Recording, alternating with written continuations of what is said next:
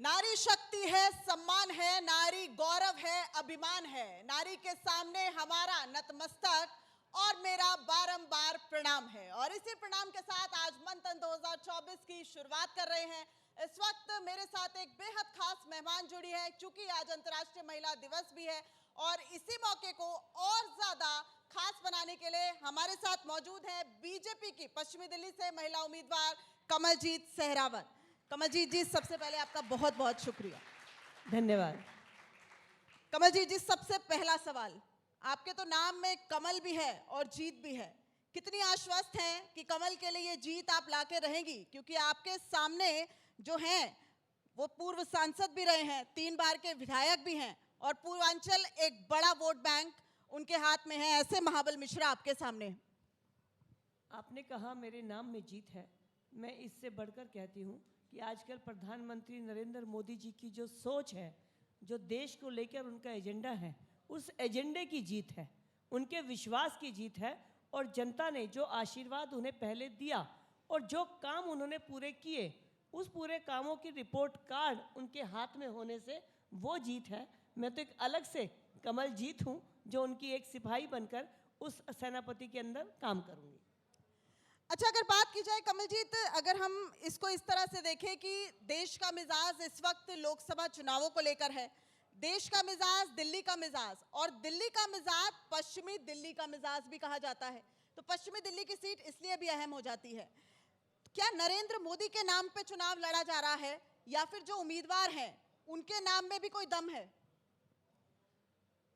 आप अगर पश्चिमी दिल्ली की बात करेंगे तो सिर्फ नरेंद्र मोदी जी के नाम से नहीं, उनके पश्चिमी दिल्ली में किए हुए काम और साथ में एक, जैसे मैंने कहा, उनकी पार्टी की एक मैं सिपाही हूँ, मेरे काम और मैंने जो जनता के लिए किया है, दोनों को मिलकर हम चुनाव लड़ने वाले हैं।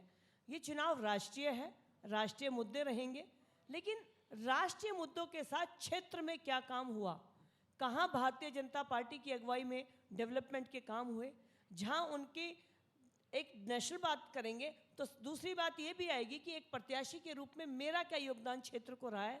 तो मुझे लगता है कि दोनों को मिलाकर ये चुनाव है। अगर मैं बात करूं पश्चिमी दिल्ली की, तो प्रधानमंत्री नरेंद्र मोदी जी ने वहाँ के इंफ्रास्ट्रक्चर में 1 लाख करोड़ से ज़्यादा का काम वेस्ट दिल्ली के अंदर किया है। मुझे लगता है ये बहुत बड़ा एक नंबर है। अर्बन एक्सटेंशन रोड जो पूरी दिल्ली को सिर्फ एक आपका ये लाइफलाइन नहीं दे रहा है, ट्रैफिक में पॉल्यूशन से भी राहत दिलवाने वाला है, वो अर्बन एक्सटेंशन रोड पश्चिमी दिल्ली से होकर गुजरता है। कन्वेंशन सेंटर आपने देखा होगा कि कहीं भी अगर कोई मीटिंग होती है तो उस देश की बड़ी बड़ी बिल्डिंग्स बहुत रोल निभाती हैं। भारत मंडपम को हमने देखा है, वैसा ही एक यशोभूमि हमारे पश्चिमी दिल्ली के अंदर बन रहा है।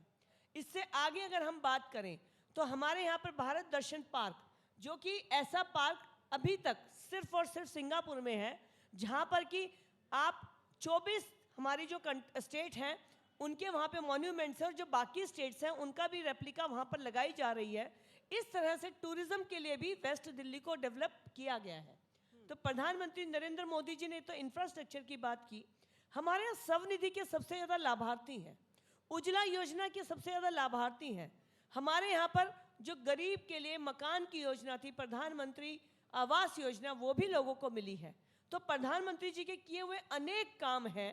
मुफ्त राशन सबको पता है मिल रहा है, जो भी परिवार गरीब हैं उस योजना के तहत 5 किलो राशन हर परिवार के सदस्यों को मिलता है, तो वो राशन भी मिल रहा है।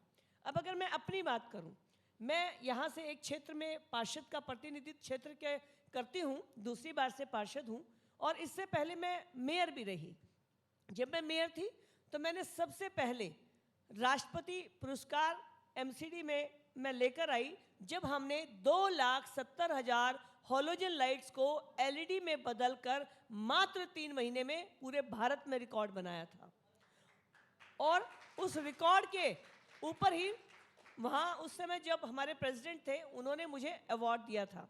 दूसरी बात करते हैं, एमसीडी में कबाड़ बहुत इकट्ठा होता है, रेहड़ी पटरी लोहे का सामान, क्योंकि जो कबाड़ होता है वो इकट्ठा होता था, तो हमें लगा कि इसकी क्या उपयोगिता हो सकती है। हमने उसके ऊपर बहुत रिसर्च किया और आखिर में हमने एक योजना लेकर आए जिसमें कबाड़ से सुंदरता की तरफ, वेस्ट टू वंडर किस तरह से है। हमने निजामुद्दीन पे एक पार्क बनाया जो आज की डेट में मुझे लगता है सबसे ज़्यादा, अगर आप ढूंढने में गूगल पे जाएंगे कि कौन सा स्थान लोग जाना पसंद करते हैं, तो वो 7 वंडर पार्क जो कबाड़ से बना हुआ है, जो वेस्ट टू वंडर है, जो मेरे टाइम पर बना है। मेरे समय पे 240 जो स्वच्छता रैंकिंग थी दिल्ली की, वो बढ़कर 32 नंबर पर आई। हमने बहुत एक लंबी छलांग लगाई थी। हम लोगों ने काफ़ी चीज़ों को ऑनलाइन किया। कमलजीत जी, जब बीजेपी ने इतने सारे काम किए तो ना एमसीडी में जीती, ना विधानसभा जीती। हालांकि लोकसभा चुनाव इन तमाम चुनावों से अलग हैं, लेकिन फिर भी कहाँ मात खा गई? केजरीवाल फैक्टर तो वहां पर खूब काम किया। केजरीवाल फैक्टर काम नहीं करता। केजरीवाल फैक्टर में जो लोग झूठ बोलते हैं, वो झूठ ने काम किया। आप देखिए किस तरह से कहा गया था कि हर बुजुर्ग को पेंशन मिलेगी। आज अगर किसी भी बुजुर्ग से आप बात करें, पिछले 5 साल से बुजुर्गों के जो 25 रुपए की पेंशन है उसका कोई फॉर्म नहीं भरा गया। अगर हम राशन कार्ड की बात करें तो गरीबों को राशन कार्ड बनाना बंद है। अगर हम हेल्थ की बात करें, मैं अपने वेस्ट दिल्ली की बात करती हूँ। मेरे वेस्ट दिल्ली में अगर किसी गरीब व्यक्ति को भगवान ना करे कोई बीमारी ऐसी हो जाए कि एडमिट होना पड़े, तो हमारे यहाँ पर एक सिर्फ हॉस्पिटल है जाफरपुर में, जो उसके अंदर एम्बुलेंस नहीं है। हमारे यहाँ एक हॉस्पिटल बनाया गया बहुत लंबा चौड़ा, जिसको कि शीला दीक्षित जी ने शुरू किया था 1680 बेड का, लेकिन आपको जानकर हैरानी होगी कि ईसीजी मशीन नहीं है, रात को वहाँ पर डॉक्टर नहीं है। तो अगर हेल्थ में भी हम पिछड़ रहे हैं। बसों की हालत देखिए, मैं द्वारका से आती हूँ। अगर आप द्वारका के किसी भी रेजिडेंट से बात करेंगे, उनकी पहली बात होगी घर से बाहर निकलते ही ई रिक्शा के 100 रुपए खर्च करने पड़ते हैं, कोई बस की सर्विस नहीं है। नहीं, लेकिन पानी बिजली को लेकर सब्सिडी देना, one time settlement scheme, solar energy को लेकर नई स्कीम बनाना, इस तरह की जो नई नई स्कीम्स आ रही हैं, नए नए जो उनके आइडियाज हैं, वो तो ये कह रहे हैं कि आप काम नहीं करने दे रहे हैं। अधिकारी जो है फाइल पर मोहर लगाने कोई तैयार नहीं होते। उनका एक साइन दिल्ली के लोगों का भला कर सकता है। अब केंद्र में जब केंद्र सरकार काम करने ही नहीं देगी इस मंशा से कि दिल्ली में ना आ पाए बीजेपी, आम आदमी पार्टी, तो फिर कैसे काम करेंगे? कोविड के दौरान 42 करोड़ अपने घर के रेनोवेशन में लगा देते हैं, तब क्या सेंट्रल गवर्नमेंट नहीं रोकती है? जिस समय त्राहिमाम था, कोविड से पूरी दुनिया और पूरे दिल्ली के लोग, भारत के लोग परेशान थे। उस समय एक्साइज पॉलिसी बनाकर किस तरह से कमीशन खाया जाए, क्या इसके लिए सेंट्रल गवर्नमेंट नहीं रोकती? क्या अपने साथ एक भी सुरक्षा कर्मी को नहीं लेकर चलूंगा और आज पंजाब की पूरी फ्लीट उनके साथ चलती है, क्या तब सेंट्रल गवर्नमेंट नहीं रोकती? अच्छा, आप कह रही हैं कि बीजेपी ने दिल्ली में खूब काम किया, तो मौजूदा सांसद का टिकट काटने की जरूरत क्यों पड़ी? देखिए, मुझे लगता है दिव्या जी, ये हम शब्द गलत इस्तेमाल कर रहे हैं। भारतीय जनता पार्टी अकेली, मैं कह सकती हूँ, राष्ट्र की आज पूरे विश्व की सबसे बड़ी पार्टी है। और इस पार्टी की एक खासियत है, इस पार्टी में सत्ता और संगठन दोनों बराबर चलते हैं और दोनों का बराबर महत्व है। बल्कि कहना चाहिए कि जो सत्ता में है वो तो सिर्फ चेहरे हैं, असली जो काम होता है भारतीय जनता पार्टी में वो संगठन करता है। मैंने भी एक लंबा समय संगठन में काम किया है। अब जब बात आई, कहीं ना कहीं प्रधानमंत्री नरेंद्र मोदी जी नारी शक्ति वंदन अधिनियम के तहत एक सब महिलाओं को बराबर का हक देना चाह रहे थे। 33% रिजर्वेशन थी, लेकिन लीगल प्रोविजंस थी, वो लागू नहीं कर सकते थे। दिल्ली एक ऐसा क्षेत्र है जहां पर महिलाओं को अगर सोचा जाए तो बहुत जल्दी प्रतिनिधित्व दिया जा सकता है। तो नारी शक्ति वंदन में 2 बहनों को अगर टिकट दे दी तो परवेश जी मेरे भाई जो हैं उनकी टिकट कटी नहीं। उनके लिए सत्ता में ना सही संगठन में बहुत बड़ी जिम्मेवारी उनको मिलेगी। और आप तो खुद हमें कवर करते हैं, आपको पता है जो हमारे पीछे वाले चेहरे हैं वो हमारे सत्ता से भी ज़्यादा कहिए कि पार्टी के लिए योगदान करते हैं। पार्टी का उनके लिए बहुत महत्व है, उनका पार्टी के लिए बहुत महत्व है।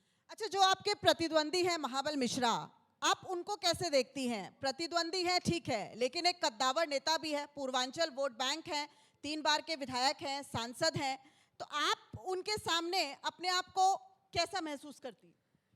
पिछली बार मैं चाहूंगी कि आप फेयर रिव्यू दें। बहुत पिछली बार वो कांग्रेस के कैंडिडेट थे।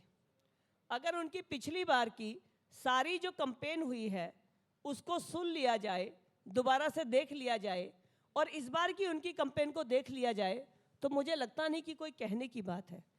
कल तक भर भर के जिस पार्टी को वो गालियां दे रहे थे, जिनमें कमी बता रहे थे, आज अवसरवादिता का मामला आया, अस्तित्व का सवाल हो गया, तो सारे मौसेरे भाई एक साथ हो गए। अगर ये बात वैचारिक है, अगर ये विचारधारा की थी, तो उन्हें कभी भी कांग्रेस पार्टी जिसने उन्हें इतना कुछ दिया, आप खुद ही कह रहे हैं पार्षद से लेकर सांसद तक दिया, वो उस पार्टी के साथ जब वफादार नहीं हो पाए तो जनता के साथ क्या वफादार होंगे।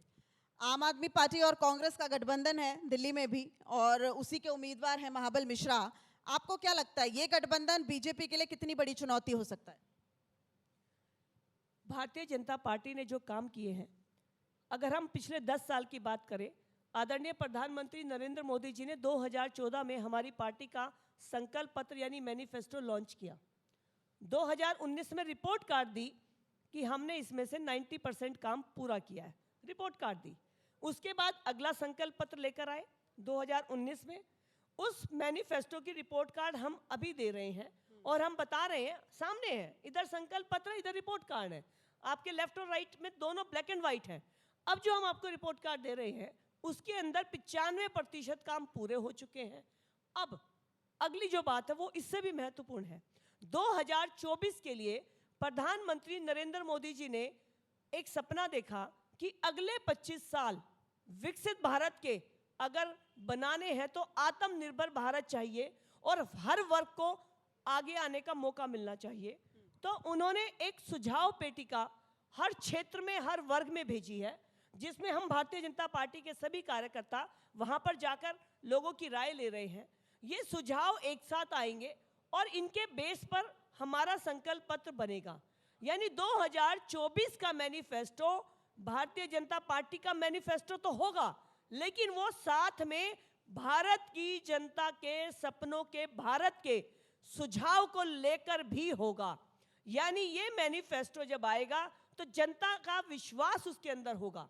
रिपोर्ट कार्ड पहले ही है, एक बार 90%, एक बार 95%, इस बार 100 का 100 करने की कोशिश करेंगे। अच्छा कमल जी, जब पहली बार आपको पता चला कि आप उम्मीदवार हैं पश्चिमी दिल्ली से, तो वो जो पहला एहसास था, वो जो पहली अनुभूति थी, वो मैं चाहूंगी आज न्यूज़ 24 की आंखों से आप बताएं, हमें बताने की कोशिश करें, क्योंकि एक आम कार्यकर्ता हैं, हमने आपको देखा है दिल्ली नगर निगम में किस तरीके से आप अपनी बात रखती हैं। आप संसद में अपनी बात रखने का आपको मौका मिलेगा। वो पहला एहसास, क्योंकि जब मैंने आपका फर्स्ट डे इंटरव्यू किया था, आपकी आंखों में आंसू थे, आपकी आंखें बोल रही थी। दक्षिणी दिल्ली नगर निगम की मेयर रही हैं आप, बीजेपी की महासचिव हैं, लेकिन सांसद के तौर पर पश्चिमी दिल्ली की उम्मीदवार, ये कितनी बड़ी जिम्मेदारी, और वो जो पहला एहसास है वो कैसा था? मेरा बहुत लंबा अनुभव है भारतीय जनता पार्टी में काम करते हुए।